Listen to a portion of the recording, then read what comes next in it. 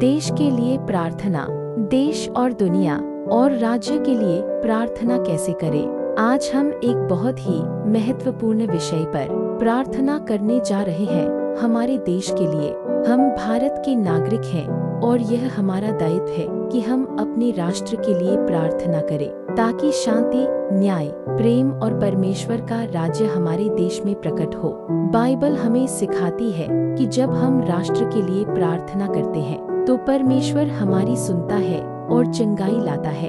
2 इतिहास 7:14। यदि मेरी प्रजा जो मेरे नाम से कहलाती है दीन होकर प्रार्थना करे और मेरे दर्शन की खोज करे और अपनी बुरी चाल से फिर जाए तो मैं स्वर्ग में से सुनूंगा और उनके पाप को क्षमा करूंगा और उनके देश को चंगा कर दूंगा। यह वचन हमें सिखाता है कि पश्चाताप और प्रार्थना के द्वारा कोई भी देश चंगा हो सकता है। यिर्मयाह 29:7। उस नगर की कुशलता के लिए यत्न करो और उसके लिए यहोवा से प्रार्थना करो, क्योंकि उसकी कुशलता में तुम्हारी कुशलता है। जब हम अपने नगर और देश की भलाई के लिए प्रार्थना करते हैं तो हम वास्तव में अपनी ही भलाई के लिए प्रार्थना कर रहे होते हैं। भजन संहिता 33:12। धन्य है वह राष्ट्र जिसका परमेश्वर यहोवा है। जब एक देश परमेश्वर को सम्मान देता है वह राष्ट्र आशीषित होता है। किन किन बातों के लिए प्रार्थना करें? 1 देश के नेताओं के लिए। 1 तीमुथियुस 2:1-2।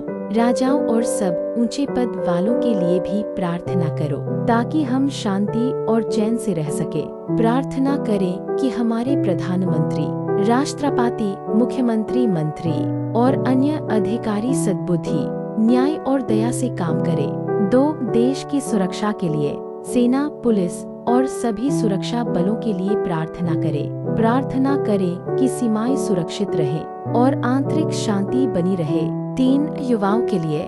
प्रार्थना करें कि हमारे देश के युवा परमेश्वर से डरने वाले, नैतिकता और सेवा भाव से युक्त हों। 4 शिक्षा व्यवस्था के लिए। प्रार्थना करें कि सच्चाई और ज्ञान की शिक्षा दी जाए और भ्रष्टाचार दूर हो। 5 अर्थव्यवस्था और गरीबी के लिए। प्रार्थना करें कि देश की आर्थिक स्थिति सुधरे और गरीबों को न्याय और सहायता मिले। 6 धर्मों के बीच एकता के लिए। भारत एक धर्मनिरपेक्ष देश है। प्रार्थना करें कि सभी धर्मों में प्रेम, सम्मान और शांति बनी रहे। एक बार दानिएल ने अपने देश के पापों के लिए परमेश्वर से पश्चाताप किया और उनके लिए विनती की। दानिएल ने व्यक्तिगत रूप से कोई पाप न किया था, फिर भी उसने पूरी जाति के लिए प्रार्थना की। इससे हम सीखते हैं कि हम भी अपने देश के लिए मध्यस्थ बन सकते हैं। अब आइए हम सब मिलकर अपने देश के लिए प्रार्थना करें। हे स्वर्गीय पिता, हम आज आपके पास भारत देश को लेकर आते हैं। हम आपके सामने दीन होकर पश्चाताप करते हैं कि हमने कई बार आपकी आज्ञाओं की उपेक्षा की है। हम आपके अनुग्रह की याचना करते हैं। हमारे देश के नेताओं को बुद्धि और विवेक दे।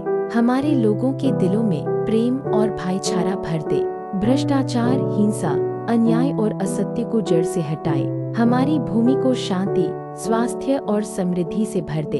भारत को एक ऐसा राष्ट्र बनाए जो आपके सिद्धांतों पर चले और आपके नाम की महिमा करे। यीशु मसीह के नाम में प्रार्थना करते हैं, आमीन।